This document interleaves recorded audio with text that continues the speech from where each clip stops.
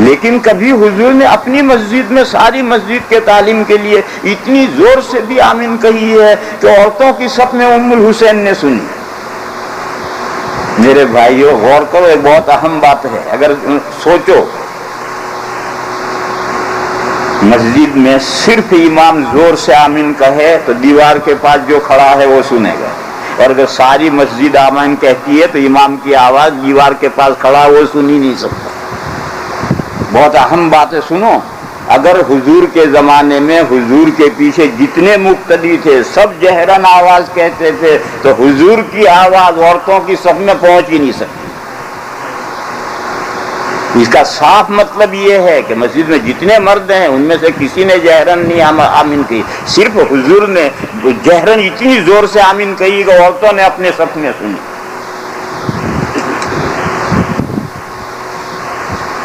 تو خیر اسے تو چھوڑو، ہمیں تو اصل موضوع پر آ جاؤ۔ یہ تو درمیان میں ضمناً بات آ گئی تھی، اور ایسے مسائل میں جھگڑا نہیں۔ جن اماموں کی رائے یہ ہے کہ سنت ہے بھائی عمل کرو، جن اماموں کی رائے ہے کہ بھائی سنت نہیں ہے تعلیم کے لیے عمل کرو تم اپنی رائے۔ اسی لیے ہمارے یہاں کوئی جھگڑا نہیں اس مسئلے میں۔ آج جو جہرن کہتا ہے وہ اگر اس کے امام کا مسلک ہے کہے، سرن کہتا ہے اگر اس کے امام کا مسلک ہے کہے۔ اس کے نزدیک سرن کہنا سنت ہے، ان کے نزدیک جہرن کہنا سنت ہے۔ میں تو اصل مثالیں پیش کر رہا تھا کہ بعض حدیثیں ایسی ہیں جس میں اتفاق ہے کہ وہ تعلیم کے لیے حضور کا عمل ہے، سنت نہیں ہے، اور کسی جگہ اختلاف ہو گیا ہے کہ یہ تعلیم کے لیے تھا یا سنت تھی۔ میرے بھائیوں حدیثوں میں بعض حدیثیں وہ ہیں جو نبی پاک صلی اللہ تعالی علیہ وسلم کے ساتھ خاص ہیں، امت کے لیے وہ نہیں ہے، تو وہ بھی حدیثیں ہیں مگر وہ سنت یعنی الطریقۃ المسلوکۃ فی الدین یعنی دینی راہ وہ نہیں ہے، حضور کے ساتھ مخصوص۔ نبی پاک صلی اللہ تعالی علیہ وسلم 100 وصال رکھتے تھے۔ 100 وصال، وصال مانے ملا کر روزہ، ملا کر روزہ، 2 یا 2 سے زیادہ دنوں کا ایک روزہ، رات میں بھی نہ افطار نہ سحری کچھ نہیں، کنٹینیوس روزہ۔ حضور ایسا 100 وصال رکھتے تھے اور 15 دن کا ایک روزہ رکھتے تھے۔ حضور 15 دن کا ایک روزہ رکھتے تھے۔ آج سحری کی ہے تو 15 دن کے بعد افطار ہو۔ تو صحابہ تو حضور کی ہر سنت پر عمل کرتے تھے، تو صحابہ نے بھی 100 وصال شروع کر دیا، انہوں نے بھی نیت کر لی۔ حضور نے منع کیا لا تواصلوا، آپ لوگ 100 وصال نہ رکھیں۔ صحابہ نے عرض کیا ہے رسول اللہ آپ نے تو رکھا ہے۔ حضور نے فرمایا لست کاحدکم، میری بات اور ہے تمہاری بات اور ہے۔ ان ربی یطعمنی ویسقینی، میرا پروردگار تو مجھے کھلاتا پلاتا ہے، تمہیں کون سا کھلائے گا پلائے گا۔ تو اب حضور کا عمل ہے، حضور رکھتے تھے مگر امت کو منع کیا ہے، کیوں؟ یہ عمل حضور کے ساتھ خاص ہے۔ کوئی سوچتا ہوگا کہ جب اللہ میاں کھلائیں گے پلائیں گے تو روزہ کہاں ہو، مزے بھی اڑا رہے ہیں روزہ بھی ہو رہا ہے۔ میرے بھائیوں یہ کھلانا پلانا مادی نہیں،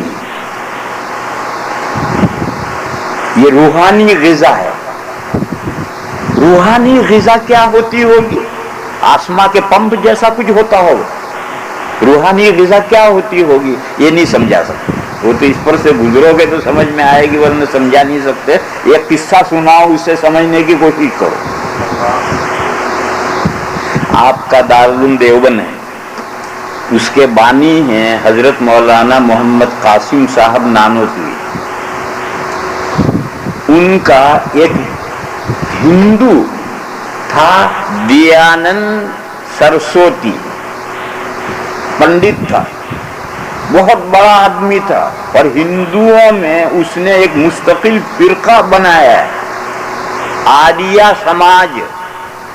آریہ سماج جو فرقہ ہے اس فرقے کا بانی اور بڑا ذی علم تھا۔ دیوبند سے کوئی 18 किलोमीटर पर एक टाउन है रुड़की, वहां छावनी, आधा शहर है और आधी फौज की है छावनी। तो छावनी में घर पुलिस वालों के मिलिट्री के घर भी होते हैं, तो उसने वहां आकर के क़याम किया और रुड़की में तकरीरें कर रहा और इस्लाम पर एतराज क्या? इस्लाम में ज़बीहा है कुर्बानी का, उस पर एतराज कि ये कौन सी इबादत है, जानवरों को तकलीफ देना, ज़बा करना, मारना कौन सी इबादत है? ऐसे ही एतराज। उसका एतराज था कि मूर्ति पूजने वाले हिंदू सिर्फ थोड़े ही हैं, ये आर्या समाज मूर्ति नहीं पूजते, आर्या समाज मूर्ति नहीं पूजते हैं, हिंदू मगर मूर्ति नहीं पूजते। जैसे ये सिख हैं, ये सिख भी हिंदू हैं मगर मूर्ति नहीं पूजते, आर्य समाज भी मूर्ति नहीं पूजते। तो वो कहता था हिंदू ही मूर्ति थोड़े पूजते हैं, मुसलमान भी मूर्ति पूजते हैं। मक्का में जो काबा खड़ा है ये मूर्ति नहीं तो और क्या है? ये जो काबा की तरफ मुंह करके नमाज पढ़ते हैं ये मूर्ति तो पूज रहे हैं। ऐसे ही इनके एतराज होते थे। और उसके तमाम एतराजात के हजरत मौलाना मोहम्मद कासिम साहब नानोतवी जो दारुल देवबंद के बानी हैं, उन्होंने जवाब दिए हैं सबके और किताबें लिखी। कुर्बानी पर जो, कुर्बानी नहीं ज़बीहा, जानवर ज़बा करके खाना जरूरी है, उस पर जो एतराज है उसका, उसके लिए रिसाला लिखा, उसका नाम है तोहफा लहमिया। दूसरे जो अकीदों पर उसने एतराज, इस्लाम के अकीदों पर एतराज किए हैं, उसके जवाब दिए हैं। उस किताब का नाम है हुज्जतुल इस्लाम। इस्लाम के आमाल पर जो एतराज किए हैं उसके लिए हजरत ने किताब लिखी है, उसका नाम है इंकिसारुल इस्लाम। और खास ये जो काबा के मसले पर एतराज किया था कि काबा की जो मुंह करके नमाज पढ़ते हैं ये मूर्ति पूजा मुसलमान करते हैं, उसके लिए हजरत ने किताब लिखी है, 500 सफ़े की किताब लिखी है, किबला नुमा। किबला नुमा का मतलब ये है, ये जो आला है ये किबला नुमा है, हमने रखा। तो मेरे भाइयों ये जो आला है ये किबला है या ये आला किबला दिखा रहा है? किबला नुमा है, ये किबला दिखा रहा है, ये आला किबला नहीं है। तो हजरत ने जवाब दिया कि ये काबा शरीफ जो है ये किबला नहीं है, ये तो किबला दिखा रहा है। असल किबला तो अल्लाह है, अल्लाह की नमाज पढ़ी जाती है। और ये काबा तो वहां, अगर वहां से सारी इमारत खत्म हो जाए, कभी कभी नया तामीर करना होता है, काबा तो सारा तोड़ देते हैं, तोड़कर सब पत्थर वत्थर फेंक दिए, मैदान हो गया, मैदान हो गया, अब भी उधर मुंह करके नमाज पढ़नी। वो जो पत्थर फेंक दिए वो काबा नहीं है, वो माबूद नहीं है। तो किताब का नाम रखा किबला नुमा, कि ये जो काबा शरीफ है ये किबला नहीं, ये तो किबला नुमा है, ये किबला दिखाता है। इबादत नमाज अल्लाह की पढ़ी जाती है, इसकी तरफ तो सिर्फ मुंह किया जाता है। जैसे ये आला किबला नुमा है, इसको रख करके इसने जिधर किबला बनाया उधर नमाज पढ़ता है। तो उसने रुड़की में तकरीरें की और उसने इस्लाम पर एतराज़ शुरू किए और मुसलमानों से कहा तुम्हारा कोई मौलवी हो हम मेरे एतराज का जवाब दे सके, बुलाओ। अब वो एतराज इतने मोटे मोटे करता था कि हर मुसलमान परेशान। और वहां रुड़की में कोई ऐसा आलिम था नहीं जो जवाब दे। तो वहां से एक वफ्द आया देवबंद हजरत के पास, हजरत ये इसने तूफान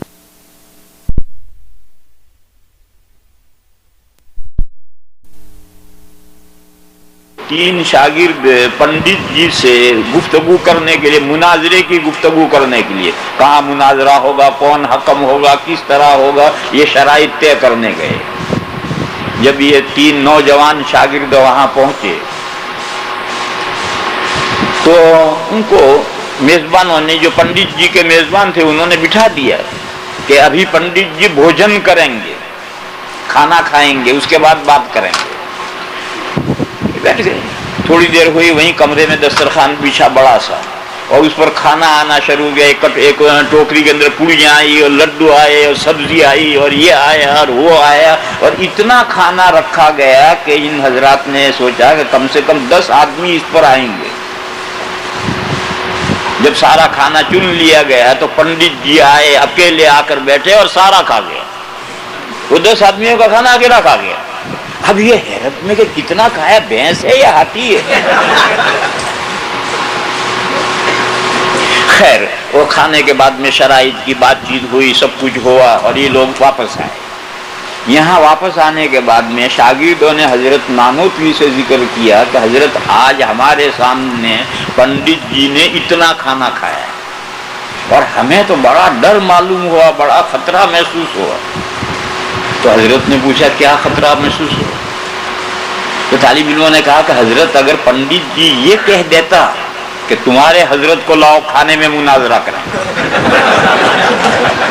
تو آپ تو ہار جائیں گے، آپ تو 2 روٹی کھاتے ہیں۔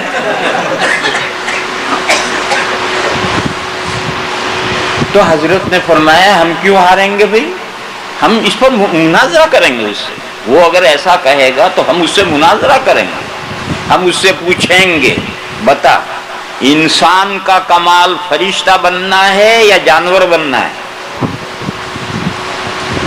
اگر وہ کہے کہ جانور بننا کمال ہے تو ہم کہیں گے کر ہاتھی سے مناظرہ، کر گینڈے سے مناظرہ، کر فلاں جانور سے، جو بڑے بڑے جانور ہیں ہم کہیں گے بڑے جانور ہے، کر مناظرہ، کون جیتتا ہے، تو جیتتا ہے یا یہ جیتتے۔ اور اگر پنڈت جی یہ کہیں کہ نہیں انسان کا کمال فرشتہ بننا ہے تو ہم کہیں گے فرشتے کھاتے پیتے نہیں، فرشتے کھاتے پیتے نہیں، چل مناظرہ کر نہ کھانے اور نہ پینے۔ تو طالب علموں نے کہا حضرت نہ کھانے میں اور نہ پینے میں مناظرہ کیسے ہوگا؟ حضرت نے فرمایا ہم ان سے کہیں گے کہ ایک کمرے میں مجھے بند کر دیں اور چابی ان کے آدمیوں کو دے دیں، اور ایک کمرے میں پنڈت جی کو بند کر دیں اور چابی ہمارے آدمیوں کو دے دیں، کوئی اندر کھانا پانی کچھ نہیں ہے، 1 مہینے کے بعد کھولیں، دونوں کمرے 1 مہینے کے بعد کھولیں، جو حق ہے وہ زندہ ہوگا، جو باطل ہے وہ مر چکا ہوگا۔ تو طالب علموں نے کہا کہ حضرت 1 مہینے تک کھائے پیے بغیر آپ کیسے زندہ رہیں گے، آپ بھی کیسے زندہ رہیں گے؟ تو حضرت نے فرمایا الحمدللہ میں 6 مہینے کھائے پیے بغیر زندہ رہ سکتا ہوں۔ اس واقعے میں سمجھنا چاہو تو سمجھ سکتے ہو روحانی غذائیں کیا ہوتی ہیں۔ اس کے لیے نہ پانی کی ضرورت ہو نہ کھانے کی ضرورت ہوتی ہے، اور اللہ تعالیٰ وہ قوت عطا فرماتے ہیں کہ کوئی کمی کمزوری اور ذوق نہیں آتا۔ تو نبی پاک صلی اللہ تعالی علیہ وسلم 15 دن کا روزہ رکھتے تھے، نارمل روزہ ہوتا تھا، کوئی مشقت کا نہیں۔ صحابہ نے رکھنا چاہا، صحابہ کو منع کیا اور فرمایا مجھے تو میرا رب کھلاتا پلاتا ہے، تمہیں کہاں؟ چنانچہ تمام امت متفق ہے کہ امت کے لیے صوم رسال مکروہ تحریمی۔ تو اب یہ حدیث ہے کہ حضور ایسا روزہ رکھتے تھے، مگر یہ حدیث سنت نہیں ہے، امت کے لیے تو ایسا روزہ رکھنا مکروہ ہے، اور یہ حدیث حضور کے ساتھ خاص ہے۔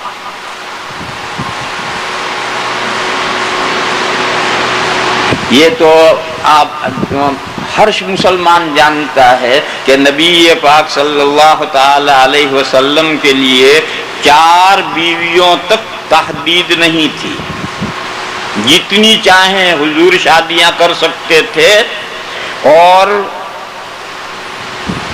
9 بیویاں ایک ساتھ حضور کے نکاح میں رہی ہیں۔ امت کے لیے تحدید ہے، لمٹ ہے 4 تک، اس سے اوپر نہیں ہو سکتی، اور حضور کے لیے ایسی کوئی تحدید نہیں تھی، اور حضور کے نکاح میں 9 بیویاں ایک ساتھ رہی ہیں۔ بس یہ حدیث ہے، مگر یہ سنت نہیں ہے کہ امت بھی 4 سے زیادہ جتنی چاہے بیویاں کرنا چاہے، یہ ان کے لیے نہیں ہے، یہ تو حضور کے ساتھ خاص عمل ہے۔ چونکہ یہاں یہ مثال ذکر کی گئی، اور چونکہ آپ ایک خاص ملک میں رہتے ہیں، اس لیے تھوڑی تفصیل کروں اس کی۔ کل میں نے ایک بہت اہم، کل یا پرسوں بہت اہم نقطہ بتایا تھا، پتہ نہیں یاد ہے آپ حضرات کو یا بھول گئے تھے۔ میں نے کہا تھا کہ صحابہ کے 3 دور ہیں، مکی دور 13 سالہ ہے، مدنی دور 10 سالہ ہے، اور حضور کے بعد 100 سالہ زمانہ ہے۔ مکہ کے 13 سال میں اس تاریخ نے صحابہ کا کوئی گناہ نوٹ نہیں کیا۔ حضور کے بعد 100 سال کی مدت کوئی معمولی مدت نہیں ہے، اس 100 سال میں تاریخ نے کوئی صحابہ کا گناہ نوٹ نہیں کیا۔ ایک دو روایتیں حضرت مغیرہ کی، وہ تو تحقیق کر کے معلوم ہوا کہ وہ انہوں نے شادی کر رکھی تھی، زنا نہیں تھا، اور حضرت وحشی کے بارے میں کہ وہ ہر وقت شراب میں چور رہتے تھے، یہ تاریخی روایت، اس کی کوئی سند ہی نہیں ہے۔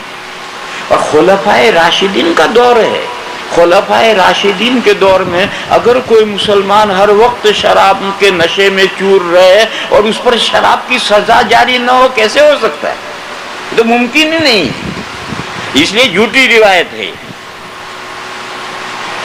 جب یہ دور پاکیزہ ہیں تو مدنی دور جو 10 سالہ ہے، اس 10 سالہ زمانے میں صحابہ مردوں اور عورتوں کے بارے میں یہ سارے واقعات کیسے پیدا ہو گئے؟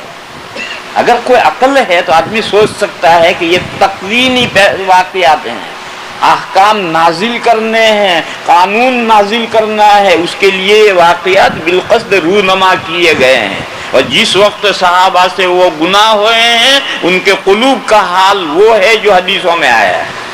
وہ بہت اہم بات تھی، اس کو بھول نہ جائیے۔ اسی طرح کا ایک نقطہ اور بتاؤں، نبی پاک صلی اللہ تعالی علیہ وسلم کی پہلی شادی ہوئی ہے، یہ بیٹھنے کا کوئی طریقہ نہیں، تم تو جوان ہو میرے بھائی۔ نبی پاک صلی اللہ تعالی علیہ وسلم کی پہلی شادی ہوئی 25 سال کی عمر میں، صرف حضرت خدیجہ الکبریٰ سے۔ جس وقت حضور کی عمر مبارک 25 سال کی تھی، ہماری ماں حضرت خدیجہ 40 سال کی تھی۔ نفس کا غلام ایسی شادی کبھی نہیں کرتا، نفس کا غلام ایسی شادی کبھی نہیں کرے گا کہ 25 سال کا 40 سال کی عورت لا رہا ہے۔ پھر ایک وقت آیا کہ ان کا انتقال ہو گیا، حضرت خدیجہ کا انتقال ہو گیا، حضرت خدیجہ کا بھی انتقال ہو گیا، حضرت ابو طالب کا بھی انتقال ہو گیا۔ جس وقت انتقال ہو گیا تو حضور کا کوئی صاحب زادہ تو تھا نہیں، 4 لڑکیاں تھی حضور کی، اور چاروں چھوٹی تھی، ابھی کوئی بالغ ہو کر شادی نہیں ہوئی، اور حضور کو نبوت مل چکی ہے، نبوت ملنے ہوئے 7 سال ہو چکے ہیں، اور نبوت کی ذمہ داریاں اور مشاغل اور کام سب ہیں۔ گھر میں 4 بیٹیاں بچیاں ہیں، اور گھر والی کا اہلیہ کا انتقال ہو گیا۔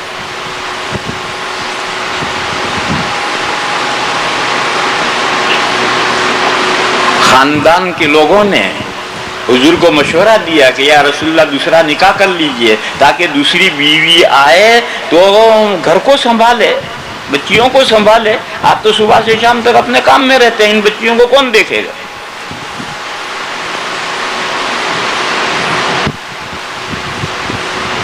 اس زمانے میں اب حضور سوچ رہے ہیں کہ شادی کرنی چاہیے، خاندان والے جو کہتے ہیں وہ ٹھیک کہتے ہیں، حضور سوچ رہے ہیں۔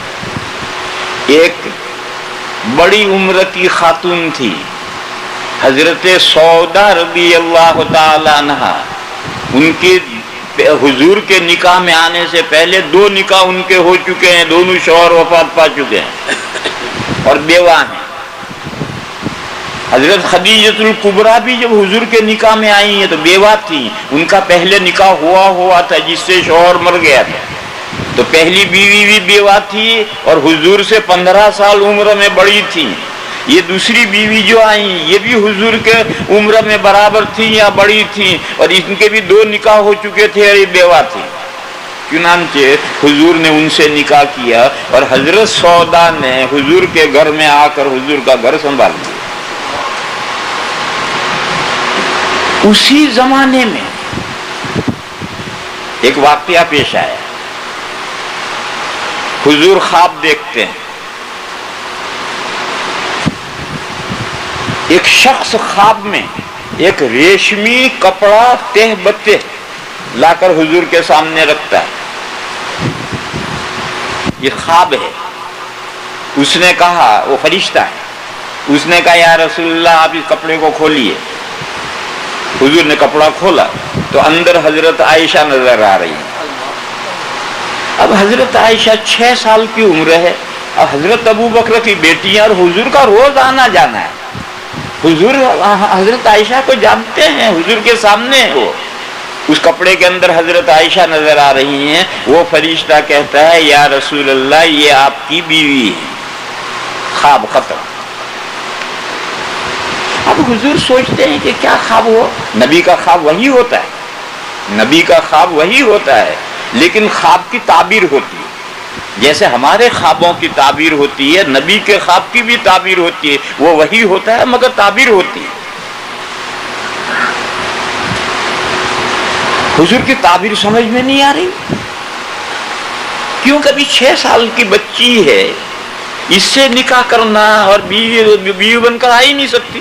وہ تو نابالغ ہے. وہ حضور کے گھر اگر نکاح ہو بھی جائے تو حضور کے گھر آ کر گھر تھوڑی سنبھالیں گی. ابھی تو وہ شوہر کے رخصت کرنے کے قابل ہی نہیں ہے.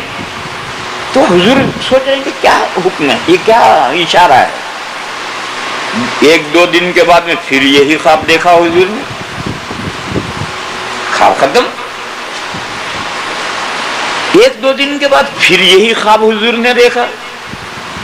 تو اب کوئی کہ شاید اس خواب کا کچھ اور مطلب ہو, کچھ اور مطلب تو رہا ہی نہیں. یاد ہے آپ کو حضرت ابراہیم نے خواب دیکھا تھا کہ بیٹے کو ذبح کر رہے ہیں. تو صبح اٹھ کر 100 اونٹ ذبح کیے تھے, قربانی کیے تھے. اپنے خواب پر عمل, کیونکہ بیٹے کا ذبح کرنا یہ تو کوئی واقعہ نہیں ہے. لیکن 100 اونٹ قربان کیے, پھر وہی خواب دیکھا کہ بیٹے کو حکم ہے بیٹے کو ذبح کرو. پھر صبح اٹھ کر پھر 100 اونٹ قربان کیے.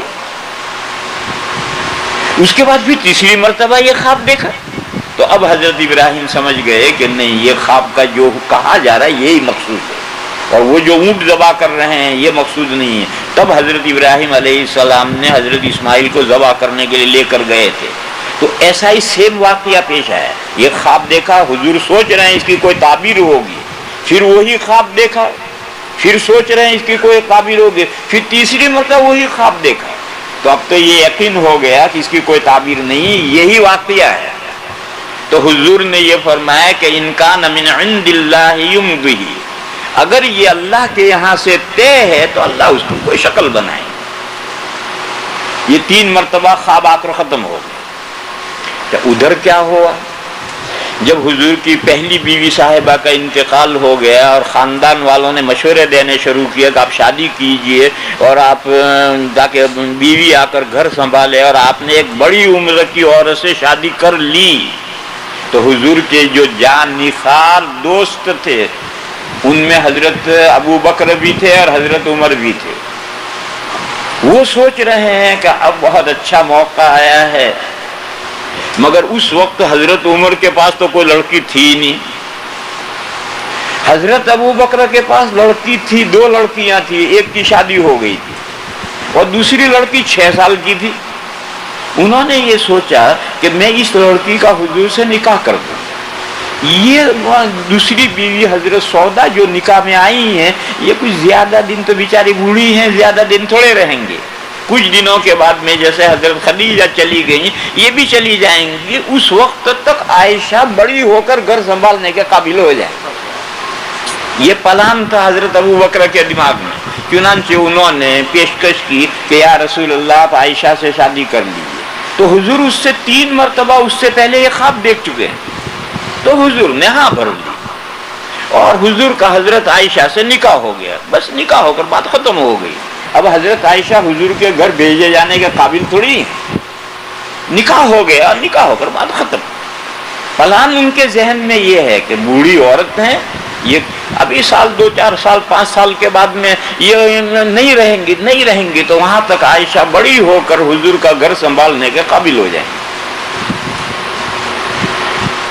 پھر حضور کی زندگی کے 53 سال ہو گئے. 40 سال میں نبوت ملی, 13 سال مکہ کے, 53 سال وہاں تک. 53 سال تک حضور کے گھر میں ایک بیوی ہے, اور دونوں ایک بیوی بھی بیوہ ہے. پہلی بیوی بیوہ ہے, پھر حضرت سودا گھر میں آئی ہیں بیوہ ہیں, اور حضرت عائشہ سے نکاح ہوا ہے لیکن وہ حضور کے گھر میں نہیں آئی ہیں. حضور ہجرت کر کے تشریف لے گئے. ہجرت کر کے آگے 10 سال ہیں. ان 10 سالوں میں سے 3 سال تک, ہجرت کے بعد 3 سال تک حضور کے گھر میں وہی حضرت سودا کے لیے, اور کوئی حضور کی بیوی نہیں. پھر 3 سال کے بعد میں حضرت عائشہ بالغ ہو گئیں اور حضور کے گھر رخصت کرنے کے قابل ہو گئیں، اور حضرت ابو بکر نے تقاضا کیا کہ اب عائشہ گھر بسا سکتی ہیں، آپ ان کو رخصت کر لیں۔ اب تیسرے سال، ہجرت کے تیسرے سال، حضور کے گھر میں دوسری بیوی آ رہی ہے اور یہ بیوی بوڑھی ہو چکی ہے۔ اب حضور کے گھر میں دوسری بیوی آئی ہے، چوتھے سال، تیسرے سال بھی نہیں، چوتھے سال۔ اب کتنے رہ گئے آگے؟ 7 سال۔ حضور کی زندگی کے 53 سال تو وہ ہو گئے تھے، 3 سال اور 56 سال۔ حضور کی زندگی کے 56 سال ہو گئے، وہاں تک گھر میں ایک بیوی ہے۔ اب حضور کی زندگی کے آخر کے 7 سال، ان میں حضور نے نکاح کیے۔ یہ جتنے بھی حضور نے نکاح فرمائے ہیں وہ زندگی کے آخر کے 7 سالوں میں کیے۔ اگر اس کو آدمی سوچے اور انصاف سے غور کرے تو آدمی سمجھے گا کہ یہ جو بڑھاپے کا زمانہ ہے یہ کوئی شادی رچانے کا زمانہ نہیں ہے۔ نکاح کرنے کے اور موج شوق کے یہ زمانے تو گئے۔ 56 سال کی عمر میں تو بال سفید ہو جاتے ہیں، ایک بیوی کو نبھانا مشکل ہوتا ہے، جب تک گولی یا انجیکشن نہ لے لے کام نہیں چلتا۔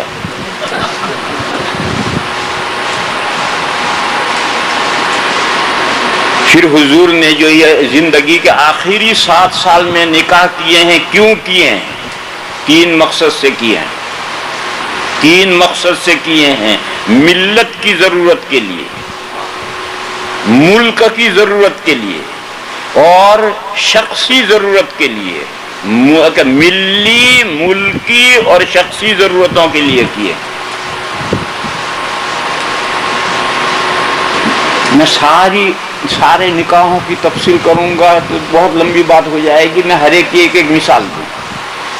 حضرت عائشہ سے جو نکاح اللہ نے کروایا ہے یہ ملی ضرورت کے لیے ہوا ہے، کیونکہ احکام کا نزول مدنی زندگی میں شروع ہوا ہے۔ مکی دور میں تو عقائد جو 85 صورتیں ہیں اس میں اسلام کے بنیادی عقیدے آئے ہیں، اور مدینہ میں آنے کے بعد میں سن 2 ہجری میں رمضان فرض ہوا ہے، سن 2 ہجری میں زکاتوں کی تفصیلات آئی ہیں، یہ مدنی زندگی میں سب احکامات آئے ہیں۔ تو جب احکامات کا نزول شروع ہوا تو حضرت عائشہ رخصت ہو کر حضور کے گھر میں آ گئی۔ آدمی کی زندگی کے 2 حصے ہیں، پبلک لائف اور پرائیویٹ لائف۔ پبلک لائف کو تو صحابہ کیچ کرنے والے موجود تھے، حضور پبلک لائف میں کیا کر رہے ہیں ہر صحابی دیکھتا تھا، یاد رکھتا تھا۔ لیکن پرائیویٹ لائف میں حضور کی بیویاں ہی حضور کی زندگی کو کیچ کریں گے، دوسرے کیسے کریں گے؟ تو اب پبلک لائف میں بھی احکام شرعیہ ہیں، پرائیویٹ لائف میں بھی ہیں۔ تو اب جب احکام کا نزول شروع ہوا تو حضور کے گھر میں ایک ایسی خاتون آ گئی جس کے بارے میں تاریخ گواہ ہے کہ ان سے زیادہ کوئی سمجھدار خاتون نہیں تھی۔ اور آج حدیثوں کو دیکھو، سب سے زیادہ حضرت ابو ہریرہ کی حدیثیں ہیں، حضرت ابو ہریرہ کے تو حضرت عائشہ کا نمبر ہے۔ تاریخ اس کی گواہی دے گی کہ جتنی حضرت عائشہ سمجھدار، ذہین، مضبوط حافظے کی خاتون تھی، اتنی کوئی خاتون نہیں گزری۔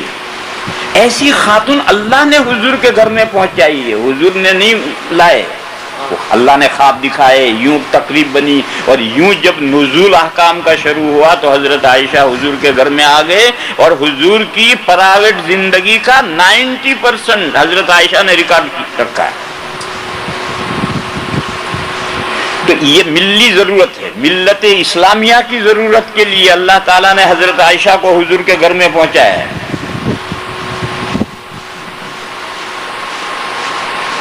ملک کی ضرورت، آپ حضرات یہ جانتے ہیں کہ ہجرت کے بعد مکہ والوں کے ساتھ لڑائی شروع ہوئی۔ پہلی لڑائی بدر، اس میں مشرکین کی فوج کا کمانڈر ان چیف ابو جہل تھا، وہ اسی جنگ میں مارا گیا۔ پہلی جنگ کے بعد جتنی جنگیں مکہ والے حضور کے ساتھ لڑے ہیں ان سب میں کمانڈر ان چیف ابو سفیان تھے، حضرت معاویہ کے والد۔ تمام جنگوں میں ابو سفیان کمانڈر ان چیف ہیں، لڑائی حضور کے ساتھ مکہ اور مدینہ کی جو جنگیں ہیں وہ یہی کر رہے ہیں۔ ان کی ایک صاحبزادی لڑکی بہت پہلے سے مسلمان ہو گئی تھی، حضرت ام حبیبہ، اور وہ اپنے شوہر کے ساتھ ہجرت کر کے مکی دور ہی میں ہجرت کر کے حبشہ چلی گئی۔ مدنی زندگی میں حضور کو اطلاع ملی کہ حضرت ام حبیبہ کے شوہر حبشہ میں انتقال کر گئے، تو حضور نے مدینہ سے خط لکھا، نجاشی جو حبشہ کے بادشاہ تھے ان کو خط لکھا، وہ اسلام لے آئے تھے، مسلمان ہو گئے، حضور نے ان کو خط لکھا کہ میری طرف سے ام حبیبہ کو نکاح کا پیغام دو۔ چنانچہ حضرت نجاشی رضی اللہ عنہ نے پیغام دیا، حضرت ام حبیبہ نے فوراً قبول کر لیا، پردیس میں ہے، بیچاری بیوہ ہو گئی ہیں، کوئی پرسان حال نہیں ہے، اور حضور کی طرف سے پیغام ملے، فوراً انہوں نے قبول کیا۔ اور نجاشی رحمت اللہ علیہ نے اپنے دربار میں وکیل بن کر کے حضرت ام حبیبہ کا حضور سے نکاح کیا۔ نکاح کرنے کے بعد میں مہر 400 دینار نجاشی نے اپنے جیب سے مہر ادا کیا، اور مٹھائی کھلائی دربار میں سب کو، یہ کہا کہ نبیوں کے نکاح میں مٹھائی ہونی چاہیے۔ پھر اس کے بعد میں حضرت ام حبیبہ کو پورے اعزاز کے ساتھ مدینہ بھیج دیا۔ یہ جب نکاح ہوا اس کے بعد ابو سفیان کی ہمت نہیں رہی حضور سے آنکھیں ملانے کی، اس کے بعد کوئی حملہ، مکہ والے مدینہ پر حملہ کر ہی نہیں سکے۔ اور تاریخ نے یہ جملہ ریکارڈ کیا ہے، جب یہ نکاح، باپ ہے وہ، بیٹی کے ساتھ نکاح ہو رہا ہے، ابو سفیان کو جب پتا چلا کہ میری بیٹی سے نکاح کر لیا تو انہوں نے یہ جملہ کہا کہ اس سانڈ کو کوئی لگام نہیں ڈال سکتا۔ یہ کہا، حضور کے بارے میں کہا بھی وہ اسلام نہیں لائے، بعد میں اسلام لائے ہیں، انہوں نے کہا اس سانڈ کو کوئی لگام نہیں ڈال سکتا۔ بس وہ نکاح ہوا کہ مکہ والوں کے ساتھ لڑائی ختم۔ اب ان کی ہمت ہی نہیں ہوئی کہ لشکر لے کر داماد پر حملہ کرے۔ یہ ہے وہ ملک کی ضرورت، پولیٹیکل ضرورت۔ میں ایک ایک مثال دے رہا ہوں، سارے کہاں سے مثالیں دوں گا؟ تو دوسرے حضور نے جو نکاح کیے ہیں سیاسی ضرورتوں سے، ملکی ضرورتوں سے نکاح کیے۔ یہی ابو سفیان ایک مرتبہ مدینہ آئے تو بیٹی گیا مہمان ہوئے حضور کے گھر میں، حضور ان کی بیٹی تھی تو بیٹی کے گھر آئے تو بیٹی نے رسپیکٹ کیا، استقبال کیا، ویلکم۔ بستر پھیلا ہوا تھا، اس پر بیٹھنا چاہا تو انہوں نے بستر لپیٹ دیا اور دوسری کوئی چیز بچھائی اور ابا کو بٹھایا۔ تو ابو سفیان نے پوچھا کہ بیٹی یہ جو بستر کیوں نے لپیٹ دیا، کیا اس لیے لپیٹ دیا کہ بستر میرے قابل نہیں تھا، پھٹا پرانا تھا اس لیے لپیٹ دیا، یا میں اس بستر کے قابل نہیں تھا؟ تو بیٹی نے کہا یہ حضور کا بستر ہے، آپ اس پر اس سے قابل نہیں بیٹھنے دیں۔ بیٹی نے کہا یہ حضور کا بستر ہے، آپ اس پر بیٹھنے کے قابل نہیں۔ تو باپ یہ کہہ کر رہ گیا کہ میرے بعد تو بگڑ گئی، 24 نمبر کی ہو گئی، وہابی ہو گئی، لابڑا ہو گئی ہے، کہا میرے بعد تو بگڑ گئی۔ یہ واقعہ تاریخ حدیثوں میں ہے کہ انہوں نے لپیٹ دیا، حضور کے بستر پر اپنے ابا کو نہیں بیٹھنے دیا، ان کے لیے الگ بچھایا، کچھ الگ بچھا کر بٹھایا، اور یہ کہا یہ حضور کا بستر ہے، تم کافر ہو، تم اس پر بیٹھنے قابل نہیں ہو۔ تو میں نے ملی ضرورت کی مثال دی، ملکی ضرورت کی مثال دی، شخصی ضرورت کی مثال دی،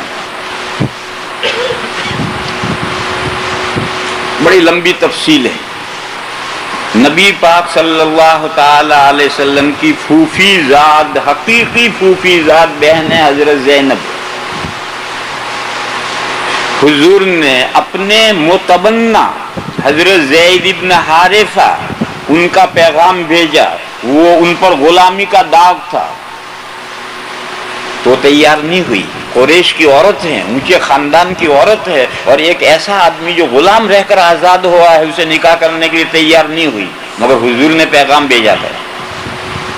ان کے بھائی تھے عبداللہ ابن جاش، وہ بھی تیار نہیں ہوئے۔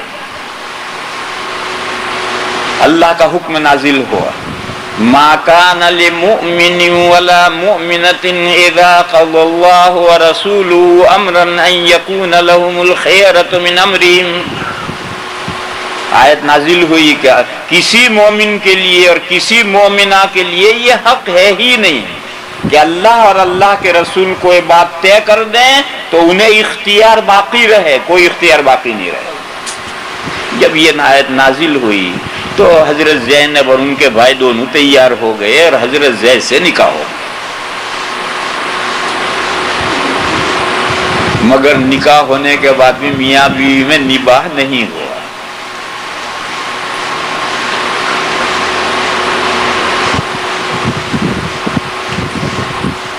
ناچاک اختلاف۔ اب حضرت زید ابن حارثہ گھر کا جھگڑا نزاع ہوگا میاں بیوی، تو بیٹا کس سے کہے گا؟ باپ سے کہے گا۔ تو حضرت زید کے باپ تو حضور تھے، حضور نے بیٹا بنا رکھا تھا، اور ان کے اصل باپ تو پتہ نہیں کہاں تھے، یہاں تو حضور ہی باپ ہیں۔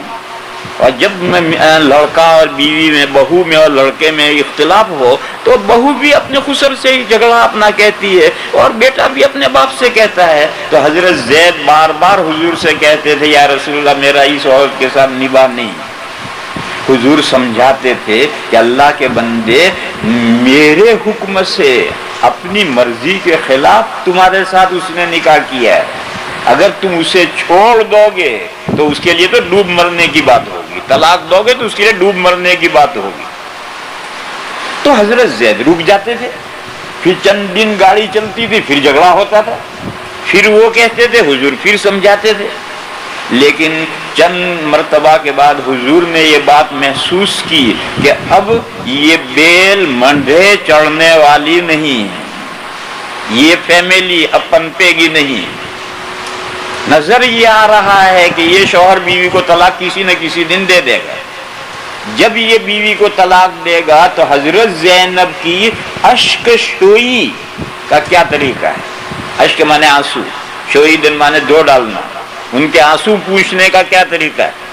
تو حضور کے ذہن میں ایک ہی راستہ ہے کہ اگر زید طلاق دے دیں تو عدت کے بعد میں ان سے حضور نکاح کر لیں، تو ان کے سارے داغ دھل گئے۔ مگر حضور کے ذہن میں یہ ہے کہ عرب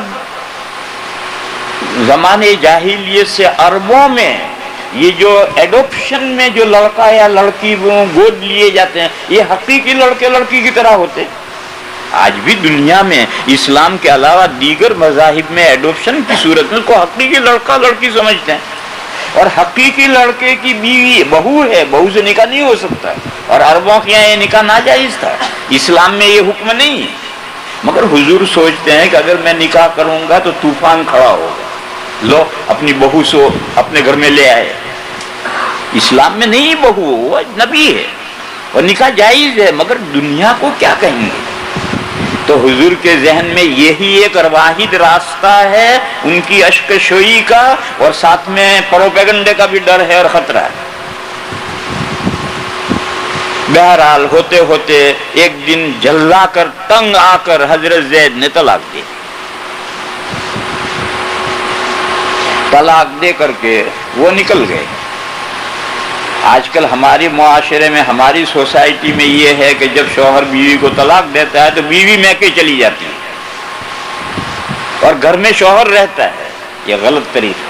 اگر گھر چھوٹا ہے تو طلاق دینے کے بعد شوہر نکلے گا گھر سے، عورت پوری عدت اسی گھر میں گزارے گی۔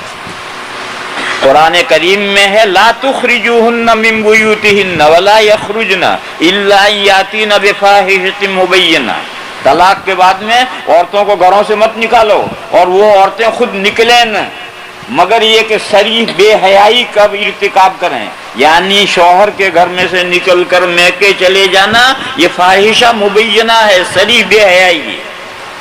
مگر آج ہم اجمی مسلمانوں میں، یہ ہمارے ہندوستان، پاکستان، بنگلہ دیش کے مسلمانوں میں ایک عام بات ہے، طلاق ہوئی گئی، میکے چلی گئی، سامان اٹھا کر دوپٹہ اٹھا، یہ غلط ہے۔ طلاق کے بعد میں عورت اسی گھر میں عدت گزارے گی۔ چھوٹا گھر ہے تو شوہر جا کر مسجد میں لیٹے گا، جہاں بھی اسے لینا اور رہنا اور رہے گا، عدت عورت وہیں گزارے گی۔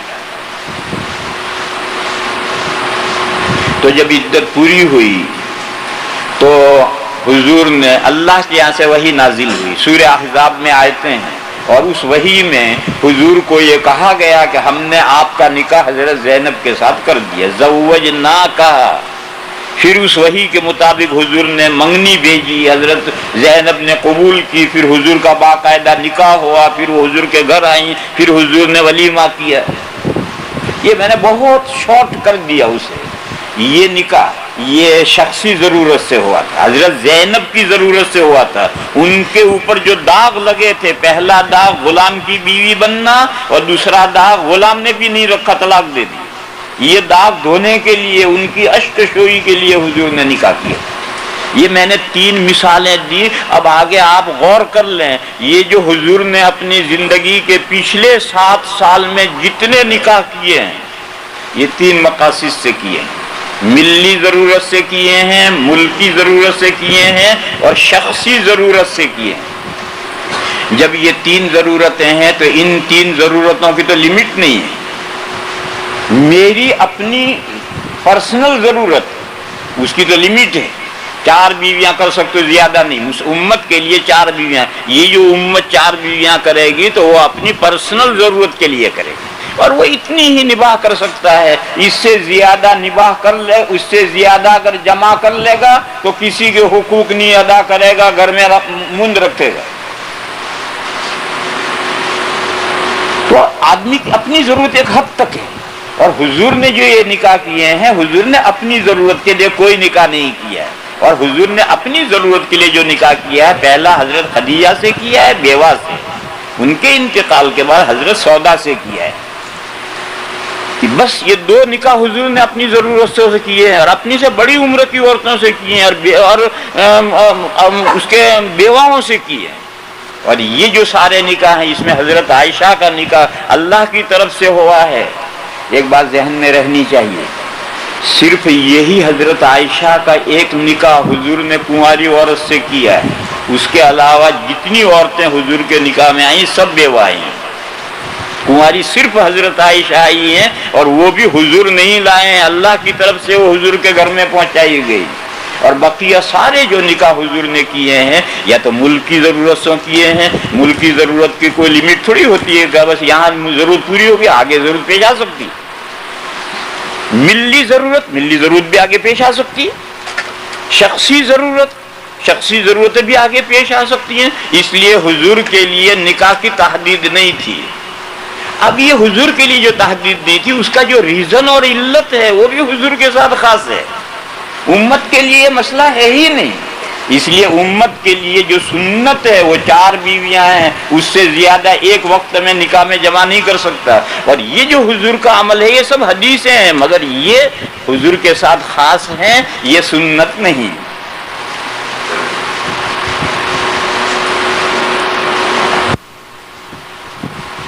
میرے بھائیوں،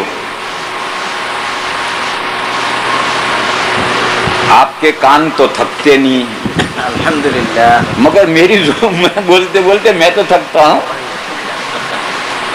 یہ میں صرف ایک پوائنٹ سمجھا رہا ہوں۔ ہم جو 4 اماموں کے ماننے والے ہیں، ہم اہل السنہ ہیں، اہل الحدیث نہیں ہیں۔ پانی پینے سے تھوڑی تھکن اتر جائے گی۔ اچھا، پانی تو پئیں گے جب پیاس لگے۔ پانی سے کیا لفظ بنے گا؟ پیاس۔ اسے تھکن نہیں اترتی۔ چائے سے چیاس لگے اور چائے پلاؤ تو تھکن اترے، اور چائے سے بھی نہیں اترتی۔ پان سے جب پیناس لگے اور پان کھلاؤ تو کچھ تھکن اترے۔ یہ 3 لفظ ہیں، پیاس، چیاس اور پیناس۔ پیاس سے نہیں کام چلتا ہے، چیاس اور پیناس سے کام چلتا ہے، چائے اور پان سے کام چلتا ہے۔ تو ہم اہل السنہ، ائمہ 4 کے ماننے والے، ہم اہل السنہ ہیں۔ اور کچھ لوگ ہیں جو کہتے ہیں ہم اہل الحدیث ہیں۔ ہم اہل الحدیث نہیں ہیں، ہم اہل السنہ ہیں۔ اور حدیث و سنت کا میں نے فرق سمجھایا ہے، اب پھر اور فرق سمجھو۔ 4 خلفاء کی جو سنتیں ہیں وہ سنتیں ہیں، حدیث نہیں ہیں۔ ان کو آثار کہتے ہیں۔ ابو بکر، عمر، عثمان، علی، رضی اللہ تعالی عنہم اجمعین، ان بزرگوں کی جو سنتیں ہیں، جو طریقے ہیں، سنت مانے طریقے، ان کے جو طریقے ہیں یہ سنت ہیں، یہ حدیثیں نہیں۔ تو جو لوگ اپنے آپ کو اہل حدیث کہتے ہیں وہ خلفائے راشدین کے ان طریقوں کو لیتے ہی نہیں۔ وہ کہتے ہیں یہ رسول تھوڑے تھے، رسول حضور تھے، اللہ کے رسول حضور تھے، حضور کی باتیں ہم لیں گے۔ یہ خلفائے راشدین کون ہوتے ہیں؟ یہ تھوڑے نبی ہے۔ تو جو اپنے آپ کو اہل حدیث کہتے ہیں وہ ان خلفائے راشدین کی باتیں لیتے ہی نہیں کہ یہ حدیث نہیں ہے۔ اور ہم اہل سنہ ہیں، اور ان خلفائے راشدین کے جو طریقے ہیں یہ بھی سنت ہیں، لہذا ہم ان کو بھی لیتے ہیں، خلفائے راشدین کے جو طریقے ہیں ان کو بھی لیتے ہیں۔ تو یہیں سے بہت بڑا اختلاف ہو جاتا ہے اہل سنہ اور اہل الحدیث کے درمیان۔ آپ یہ سوچتے ہوں گے، ایک مرتبہ میں نے یہیں اسی سفر میں کسی مسجد میں یہ مضمون بتلایا ہے کہ خلفائے راشدین کی سنتیں طریقے حجت ہیں ملک و ملت کی تنظیم سے تعلق رکھنے والے معاملات۔ وضو میں کوئی سنت نہیں بڑھا سکتے ہو، غسل میں خلفائے راشدین کوئی سنت نہیں بڑھا سکتے، نماز میں کوئی سنت وہ نہیں بڑھا سکتے۔ الیوم اکملت لکم دینکم، آج میں نے تمہارا دین تمہارا کمپلیٹ کر دیا، اس میں نہیں بڑھا سکتے۔ لیکن حضور کے زمانے تک نیشنل گورنمنٹ قائم ہوئی تھی، انٹرنیشنل گورنمنٹ قائم نہیں ہوئی تھی، جزیرۃ العرب کی حد تک حکومت قائم ہوئی تھی، تو اس کے احکام تو حضور نے بیان کر دی۔ لیکن انٹرنیشنل گورنمنٹ قائم ہوئی خلفائے راشدین کے زمانے میں، امت لارجسٹ بہت بڑی امت بنی ہے خلفائے راشدین کے زمانے میں۔ تو ملک اور ملت ان دو کو آرگنائز کرنے کے لیے ان کی تنظیم سے تعلق رکھنے والے جو طریقے خلفائے راشدین نے کیے ہیں وہ سنت ہیں، حضور نے ان کو سنت کہا ہے، اور حضور نے ہمیں حکم دیا ہے کہ میرے بعد میرے خلفاء کی سنت کو مضبوط پکڑیے۔ اس لیے ہم خلفائے راشدین کی، ہم اہل سنہ ہیں، اس لیے خلفائے راشدین کی سنتوں کو سر آنکھوں پہ رکھتے ہیں۔ اور یہ اہل حدیث وہ کہتے ہیں یہ حدیث نہیں ہے، تو آثار ہیں۔ دوسرا اختلاف یہاں ہوتا ہے، ان خلفائے راشدین، بہت سے لوگ یہ سمجھتے نہیں ہیں کہ خلفائے راشدین کی سنتیں کیا ہوتی، ملک اور ملت کے آرگنائز کرنے سے کیا تعلق ہو، طریقے ہوتے ہیں۔ میں اس کی موٹی موٹی جلدی مثالیں دوں۔ حضور کے دنیا سے پردہ کرنے کے بعد جن لوگوں نے زکوٰۃ گورنمنٹ کو دینے کا انکار کیا تھا ان کے ساتھ حضرت ابو بکر نے جنگ کی، حضرت عمر جیسوں نے اختلاف کیا تھا، حضرت ابو بکر نے کہا نہیں جنگ ہوگی، پھر بعد میں سب صحابہ کا اتفاق ہو گیا اور حضرت ابو بکر نے ان کے ساتھ جنگ کی اور ان کو ماتحت کیا۔ یہ حضرت ابو بکر کی سنت ہے۔ آج بھی اگر مسلمانوں کا کوئی فرقہ اسلامی شعار کی مخالفت کرے گا، وہ کہ ہم مسجد میں نماز نہیں پڑھیں گے، ہم اپنے گھروں میں نماز پڑھیں گے، ان کے ساتھ جنگ ہوگی اور ان کو مجبور کیا جائے گا کہ مسجد میں نماز پڑھو۔ کوئی نماز تو ہم پڑھ رہے ہیں، گھر میں پڑھ رہے ہیں، نہیں گھر میں نہیں، حضور کے زمانے سے مسجد میں جماعت کے ساتھ پڑھنے کا ہے، لہذا اگر کسی علاقے کے لوگ اتفاق کر لیں کہ ہم مسجد میں نماز نہیں پڑھیں گے، ہم گھروں میں اکیلے پڑھیں گے، تو گورنمنٹ ان کے ساتھ جنگ کرے گی۔ یہ حضرت ابو بکر کی سنت ہے۔ پھر جب حضرت ابو بکر کا انتقال ہونے لگا تو حضرت ابو بکر نے نومینیشن کیا ہے، اپنے پیچھے آنے والے خلیفہ کو نامزد کر دیا ہے حضرت عمر کو۔ یہ خلیفہ کے انتخاب کا ایک طریقہ یہ ہے، لہذا یہ بھی حضرت ابو بکر کی سنت ہے۔ حضور نے اپنے پیچھے کسی کو نامزد نہیں کیا تھا، حضرت ابو بکر نے کیا ہے، لہذا آنے والے خلیفہ کو مقرر کرنے کا ایک طریقہ نومینیشن ہے۔ اسلام میں خلیفہ منتخب کرنے کی جو کئی شکلیں ہیں ان میں سے ایک ہی ہے۔ حضرت ابو بکر کا زمانہ 2 سال کا ہے، حضرت کا انتقال ہو گیا۔ حضرت عمر کا زمانہ 12 سال کا ہے۔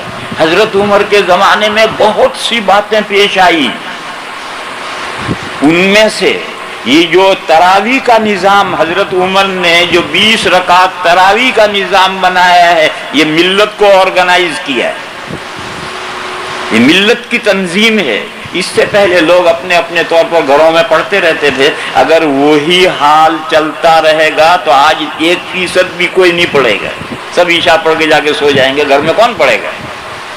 یہ تو حضرت عمر نے ملت کو آرگنائز کیا اور مسجد کے اندر باقاعدہ نماز جماعت کا نظام بنایا اور 20 رکعت کا نظام بنایا اور تہجد کو رات کے آخر میں کر دیا۔ یہ حضرت عمر کی سنت ہے اور اس کو لازم مضبوط پکڑنے کا حضور کا حکم ہے۔ حضرت عمر کے زمانے میں ایک دوسرا مسئلہ یہ پیش آیا کہ ایک شوہر نے بیوی سے 2 یا 3 مرتبہ طلاق کا لفظ بولا اور تاکید کی نیت نہیں کی، تو کتنی طلاقیں پڑیں گے؟ حضرت عمر کے زمانے میں طے ہوا کہ 2 کہے 2 بولے گا 2 پڑھیں گے، 3 بولے گا 3 پڑھیں گے، اور تاکید کی نیت کرے گا تو پھر 1 پڑھے گا۔ یہ مسئلہ آج بھی ہے، در مختار میں مسئلہ ہے، ہمارے یہاں جو فتوی کی کتاب ہے در مختار، اس میں مسئلہ ہے کرر لفظ طلاق و نوت تاکید دوینا۔ اگر کوئی طلاق کا لفظ بار بار بولے اور پہلے سے اس کی نیت ہے تاکید کی کہ میں ایک ہی طلاق دے رہا ہوں، اسی کو ریپیٹ کر رہا ہوں، تو اس کی بات دیانتاً مان لی جائے۔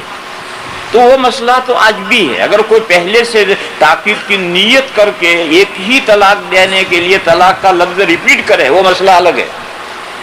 ایک شخص کی کوئی نیت نہیں، خالی ذہن ہے، اور اس نے 2 مرتبہ بولا یا 3 مرتبہ بولا، تو حضرت عمر کے زمانے میں یہ طے ہو گیا کہ اگر 2 مرتبہ بولے گا 2 طلاق پڑھیں گے، 3 مرتبہ بولے گا 3 پڑھیں گے۔ ایک شخص حضرت ابن عباس کے پاس آیا، اس نے کہا میں نے بیوی کو 100 طلاقیں دی، کیا ہوگا؟ تو حضرت ابن عباس نے کہا کہ ان 100 میں سے 3 تو تیری بیوی کو پڑی اور 97 تیرے نامہ اعمال میں گناہ بن کر لکھ دی گئی۔ ابھی حضرت عمر کے زمانے میں طے ہوا کہ، اور حضرت عمر نے یہ کہا کہ دیکھو حضور کے زمانے سے جو طریقہ چلا آ رہا تھا، ایک ساتھ ایک سے زیادہ کوئی طلاق دیتا ہی نہیں تھا، اگر کوئی ریپیٹ کرتا تھا تو تاکید کے لیے کرتا تھا، مگر اب صورتحال بدل گئی۔ حضرت عمر نے کہا کہ اب صورتحال بدل گئی ہے، لوگ تاکید کے لیے نہیں بار بار دیتے ہیں، لہذا صحابہ سے مشورہ ہوا اور تمام صحابہ نے طے کر لیا کہ اگر اس نے پہلے سے تاکید کی نیت نہیں کی اور اس نے چند بار لفظ بولا ہے تو جتنی بار بولا اتنی طلاقیں پڑو۔ یہ حضرت عمر کے زمانے میں طے ہوا۔ مسئلے کی نزاکت سمجھ لو اچھی طرح سے، حضور کے زمانے سے ایک ہی طلاق دیتے تھے، اور طلاق دینے کا طریقہ بھی یہی ہے، ایک ہی طلاق دو۔ حضور کے زمانے سے اگر کوئی 2-3 مرتبہ لفظ ریپیٹ کرتا تھا تو وہ اسی کو تاکید کے لیے کرتا تھا، اس لیے ایسی صورت میں ایک ہی طلاق ہوتی تھی۔ لیکن حضرت عمر کے زمانے میں مسئلہ آیا کہ اب لوگ ایک طلاق دینے، ایک طلاق پر رکتے ہی نہیں ہیں، دھڑا دھڑ 3 پھیر کرتے ہیں، لہذا یہ جو نئی صورت ہے، ایک سے زیادہ طلاقیں ایک ساتھ لوگ دے رہے ہیں، تو کیا کیا جائے؟ تو صحابہ کے مشورے سے طے ہوا کہ جتنی دے گا اتنی پڑھیں گے، 2 دے گا 2 پڑھیں گے، 3 دے گا 3 پڑھیں گے، اور تاکید کی نیت سے ریپیٹ کرے تو آج بھی وہی مسئلہ ہے۔ یہ میں مثالیں دے رہا ہوں، بے شمار مسائل ہیں کہ جو حضرت عمر کے زمانے میں انہوں نے طے کروائے ہیں، ملک کی تنظیم ہے یا ملت کی تنظیم ہے۔ ملک کی تنظیم کے تو بہت مثالیں ہیں، حضرت عمر نے جو ملکی حالات میں جزیے مقرر کیے ہیں، غیر مسلم جو پاپولیشن ہے اس پہ جزیے مقرر کیے ہیں، حدیثوں میں حضور نے کہیں جزیہ مقرر نہیں کیا، اس کی کوئی مقدار نہیں ہے، قرآن میں جزیہ لفظ ہے مگر اس کی کوئی مقدار نہیں ہے، حضرت عمر نے سب سے پہلے جزیے کی مقدار متعین کی، وہ ملک کی آرگنائز کیا انہوں نے۔ حضرت عثمان غنی رضی اللہ تعالی عنہ کا زمانہ آیا تو مدینہ کافی پھیل گیا تھا، اور ایک لمبے زمانے تک شہر میں جمعہ ایک ہی مسجد میں ہوتا تھا، ہر مسجد میں جمعہ نہیں، ایک جگہ جمعہ ہوتا تھا۔ اب مسجد نبوی میں جمعہ ہے، شہر بہت بڑا ہو گیا ہے۔ حضور کے زمانے سے جو طریقہ چلا آ رہا تھا کہ امام منبر پر آئے تو پہلی اذان ہوتی تھی، تو اب پہلی اذان سن کر لوگ چلتے تھے، گھڑیاں وڑیاں تو تھی نہیں، لوگوں کو اندازے تو تھے ہی نہیں، اذان سن کر آتے تھے۔ تو یہاں خطبہ ہو رہا اور لوگ آ رہے ہیں آ رہے ہیں آ رہے ہیں، نماز شروع ہونے تک آتے تھے، بلکہ بہت سے دن نماز بھی جاتی تھی۔ تو حضرت عثمان نے مشورہ کیا صحابہ سے اور ایک اذان بڑھائی۔ یہ اذان دو کام کرتی تھی، غائبین کو اطلاع کرتی تھی آ جاؤ نماز کے لیے، اور مسجد میں جو حاضرین ہیں ان کو اطلاع کرتی تھی کہ نمازیں بند کرو اب خطبہ دینے آ گئے ہیں۔ یہ دو کام ایک اذان سے لیے جاتے تھے۔ منبر پر حضرت عثمان آ کر بیٹھتے تھے اور مسجد کے دروازے کی چھت کے اوپر چھت پر اذان ہوتی تھی۔ اب ظاہر ہے اس اذان کو سارا مدینہ بھی سنتا ہے اور اندر لوگ ہیں وہ بھی سنتے ہیں۔ مدینہ میں کیا کام ہو رہا ہے؟ آؤ بھائی نماز کے لیے آؤ۔ مسجد میں کیا کام کر رہی ہو اذان؟ خاموش ہو، نماز بند کرو، امام آ گیا خطبہ دینے۔ حضرت عثمان نے یہ جو ایک اذان دو مقصد کی جاتی تھی ان دو مقصدوں کو الگ الگ کر دیا اور دونوں مقصدوں کے لیے دو اذانیں کر دی۔ حضور کے زمانے سے، بہت نازک بات ہے غور کرو، حضور کے زمانے سے ایک اذان دو مقصد کے لیے دی جاتی تھی۔ حضرت عثمان نے ان دونوں کے دو مقصدوں کے لیے دو اذانیں الگ الگ کر دی۔ پورے شہر کو اطلاع دینے کے لیے اذان الگ کر دی اور اسے مسجد کی چھت پر نہیں، اس سے اور مینارے پر اونچی کر دی۔ بخاری میں ہے کہ ایک جگہ تھی زورہ، اللہ جانے زورہ کیا تھا، کوئی چٹان تھی یا کوئی اونچا گھر تھا، اب اس کے اوپر اس چٹان پر اونچے گھر پر وہ اذان پہلے دی جا رہی ہے، یہ غائبین کو اطلاع دینے۔ ابھی امام مسجد میں نہیں آیا، حضرت عثمان گھر ہیں۔ اس پہلی اذان کے بعد تھوڑے وقفے کے بعد حضرت عثمان تشریف لا کر منبر پر بیٹھتے تھے تو دوسری اذان مسجد کے اندر حضرت عثمان کے سامنے دی جاتی تھی۔ دیکھو یہ دوسرا مقصد، حاضرین کو اطلاع دینا کہ امام آ گیا ہے، اس کے لیے دوسری اذان۔ اب اس کو اوپر چھت پر ضرورت نہیں ہے، اب اس کو مسجد کے اندر لے لی، امام کے سامنے دی جاتی ہے۔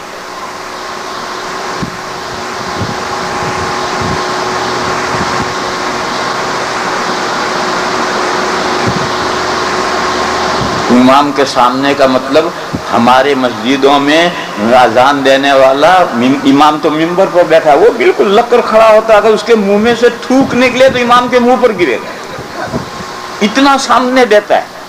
ارے بھائی سامنے کا بابا یہ مطلب نہیں ہے، یہ جو ہماری مسجدوں کے اندر طریقے چل پڑا ہے اتنا لگ کر کھڑا ہوگا کہ اگر تھوک نکل گیا تو امام کے منہ پر ہی گرے گا، یہ سامنے کا مطلب نہیں ہے۔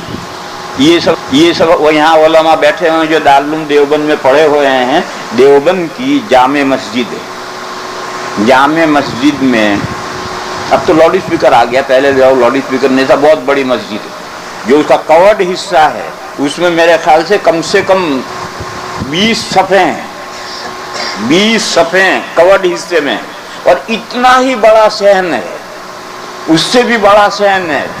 تو جو مؤذن دوسری اذان جمعہ کے دن دیتا ہے وہ کورڈ حصے کی آخری سا ہو کر دیتا ہے تاکہ اندر بھی ساری مسجد سنے اور صحن میں بھی ساری مسجد سنے۔ امام کے آگے ہونے کا مطلب یہ ہے مسجد جتنی بڑی ہو اس کے اعتبار سے ایسی جگہ پر کھڑا ہوگا، مسجد کے اندر دے گا، باہر نہیں، مسجد کے اندر اذان دے گا، امام کے سامنے دے گا، اور سامنے کا مطلب ایسی جگہ کھڑے ہو کر دو کہ ساری مسجد میں آواز پہنچے۔ یہ جو امام گھس کر اذان دیتا ہے یہ کوئی شریعت کا حکم نہیں۔ تو اب جب حضرت عثمان نے دو اذانیں الگ کر دی تو اب آپ غور کیجئے حضرت عثمان نے کون سی اذان بڑھائی؟ کوئی بھی نہیں بڑھائی۔ حضرت عثمان نے کون سی اذان بڑھائی؟ کوئی بھی نہیں بڑھائی۔ حضور کے زمانے میں جو اذان دو مقصد لے کر ہو رہی تھی ان دو مقصدوں کو الگ الگ کیا، اور پہلے مقصد کے لیے جو اذان تھی اس کو چھت کے اوپر سے اور زہرا پر کر دیا، تو وہ اذان حضور نے بڑھائی یا امام کے سامنے ہے یہ بڑھائی؟ حقیقت تو یہ ہے کہ کوئی نہیں بڑھائی، دو مقصدوں کے لیے ایک اذان تھی، ان دو مقصدوں کو الگ کر کے دو کیے۔ لیکن چلو تھوڑی دیر کے لیے مان لو کہ حضرت عثمان نے ایک اذان بڑھائی، میرے بھائیوں فیصلہ کرو کون سی بڑھائی؟ اگر کہو حضرت عثمان نے پہلی بڑھائی، بے عقلی کی بات ہے۔ پہلی حضرت عثمان نے کہاں بڑھائی ہے؟ پہلی تو حضور کے زمانے سے چھت پر ہوتی تھی اور پوری سٹی کو اطلاع دینے کے لیے تھی، وہ آج بھی پہلی اذان وہی ہے پوری سٹی کو اطلاع دینے کے لیے۔ تو اب کہو گے تو زیادہ سے زیادہ یہ کہو گے کہ دوسری اذان حضرت عثمان نے بڑھائی، کیونکہ مسجد میں اذان حضور کے زمانے میں نہیں ہوتی، تو یہ جو مسجد میں اذان ہے یہ حضرت عثمان نے بڑھائی۔ بعض عقل کے بادشاہ ایسے پیدا ہو گئے ہیں، وہ کہتے ہیں پہلی اذان بڑھائی، اور وہ پہلی نہیں دیتے، دوسری دیتے ہیں۔ یہ بے عقلی کی حد ہو گئی ہے نا، کچھ تو بالکل عقل سے پیدل ہیں لوگ۔ وہ کہتے ہیں پہلی بڑھائی، پہلی کہاں بڑھائی ہے؟ پہلی تو حضور کے زمانے میں چھت پر ہوتی تھی، حضرت عثمان نے اس کو اور اونچا کر دیا، وہ کہاں حضرت عثمان نے بڑھائی؟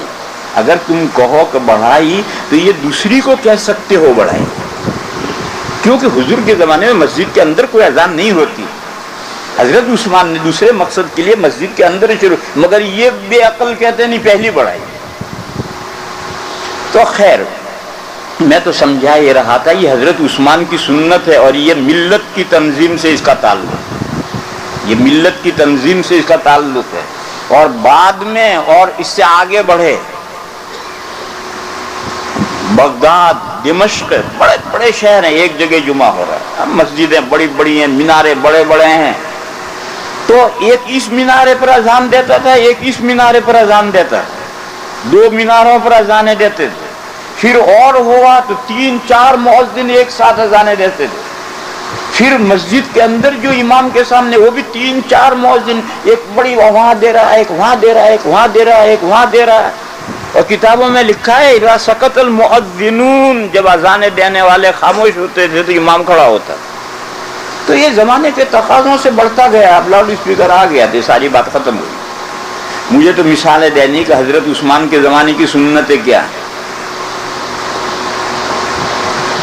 حضرت علی کرم اللہ تعالی وجہہ کے زمانے کی صرف ایک سنت، بہت سی سنت ہے حضرت علی کے، ایک مثال دیں۔ حضرت علی کے زمانے میں مسلمان آپس میں لڑے، پہلی لڑائی ہوئی جنگ جمل، ادھر حضرت علی تھے، ادھر حضرت طلحہ اور حضرت زبیر تھے، حضرت عائشہ تھی، جنگ جمل ہوئی۔ جنگ جمل میں حضرت علی کامیاب ہو گئے، ان کا لشکر کامیاب ہو گیا اور یہ ہار گئے۔ جنگ ختم ہوئی تو مال غنیمت اکٹھا ہوا، مال غنیمت تو ہوتا ہی اکٹھا، اور قیدی پکڑے گئے، ان قیدیوں میں حضرت عائشہ بھی پکڑی گئی۔